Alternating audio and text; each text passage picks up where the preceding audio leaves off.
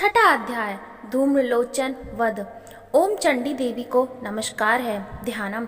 मैं सर्वगेश्वर भैरव के अंक में निवास करने वाली परम कष्ट पद्यावती देवी का चिंतन करता हूँ। वे नागराज के आसन पर बैठी हैं। नागों के फनों में सुशोभित होने वाली मणियों की विशाल माला से उनकी दहलता उदासित हो रही है। सूर्य के समान उनका तेज है।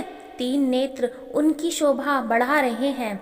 वे हाथों में माला, कुंभ, कृपाल और कमल लिए हुए हैं तथा उनके मस्तिष्क में आर्द्र चंद्र का मुकुट सुशोभित है। ऋषि कहते हैं, देवी का यह कथन सुनकर दूत को बड़ा अमिष हुआ और उसने दैत्यराज के पास जाकर सब समाचार विस्तार पूर्वक कह सुनाया। दूत के उस वचन को सुनकर दैत्यराज कुपित हो उठा और दैत्य सेनापति धूम्रलोचन से बोला, धूम्रलोचन, तुम शीघ्र अपनी सेना साथ लेकर जाओ और उस दुष्टा के केश पकड़कर घसीटते हुए उसे बलपूर्वक यहाँ ले आओ। उसकी रक्षा करने के लिए यदि कोई दूसरा खड़ा हो तो वह देवता, यक्ष अथवा गंधर्व ही क्यों ना हो, उसे अवश्य मार डाला। ऋषि कहते हैं, शुंभ के इस प्रकार आज्ञा देने पर वह धूम्रलोचन दैत्य 60,000 असुरों की सेना को साथ लेकर वहां से तुरंत चल दिया। वहां पहुंचकर उसने हिमालय पर रहने वाली देवी को देखा, ललकारा और कहा, अरे तू शुंभ निशुंभ के पास चल। यदि इस समय प्रसन्नता पूर्वक मेरे स्वामी के समीप नहीं चलेगी तो मैं बलपूर्वक झोटा पकड़कर घसीटते हुए तुझे ले जाऊंगा। देवी बोली, तुम्हें दैत्यों के राजा ने भेजा है। तुम स्वयं भी बलवान हो, तुम्हारे साथ विशाल सेना भी है। ऐसी दशा में यदि मुझे बलपूर्वक ले चलोगे तो मैं क्या कर सकती हूँ। ऋषि कहते हैं, देवी के यूं कहने पर असुर धूम्रलोचन उनकी ओर दौड़ा।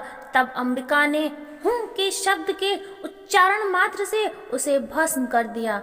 फिर तो क्रोध में भरी हुई दैत्यों की विशाल सेना और अंबिका ने एक दूसरे पर तीखे सायाको शक्तियों तथा वर्षा की वर्षा आरंभ की। इतने में ही देवी का वाहन सिंह क्रोध में भरकर भयंकर गर्जना करके गर्दन के बाल को हिलाता हुआ असुरों की सेना में कूद पड़ा। उसने कुछ दैत्यों को पंजों की मार से, कितनों को अपने जबड़ों से, कितनों ही महादैत्यों को पटक कर ओठ के दाढ़ों से घायल करके मार डाला। उस सिंह ने अपने नखों से कितनों के पेट फाड़ डाले और थप्पड़ मारकर कितनों के सर धड़ से अलग कर दिए। कितनों की भुजाएं और मस्तिष्क काट डाले तथा अपनी गर्दन के बाल हिलाते हुए उसने दूसरे दैत्यों के पेट फाड़कर उनका रक्त चूस लिया। अत्यंत क्रोध में भरी हुई देवी के वाहन उस महाबली सिंह ने क्षण भर में ही असुरों की सारी सेना का संहार कर डाला। शुंभ ने जब सुना कि देवी ने धूम्रलोचन असुर को मार डाला तथा उसके सिंह ने सारी सेना का सफाया कर डाला, तब उस दैत्यराज को बड़ा क्रोध हुआ। उसका ओठ कांपने लगा। उसने चंड और मुंड नामक 2 महादैत्यों को आज्ञा दी, हे चंड और हे मुंड, तुम लोग बहुत बड़ी सेना लेकर वहां जाओ। उस देवी के झोटे पकड़कर अथवा उसे बांधकर शीघ्र यहाँ ले आओ।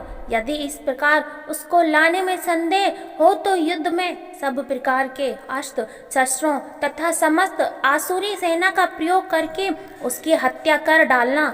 उस दुष्टा की हत्या होने तथा सिंह के मारे जाने पर उस अंबिका को बांधकर शीघ्र ही लौट आना। इस प्रकार श्री मार्कंडेय पुराण में सार्वणिकी मनवंतर की कथा के अंतर्गत देवी महात्म्य धूम्रलोचन वध नामक छठा अध्याय पूरा हुआ।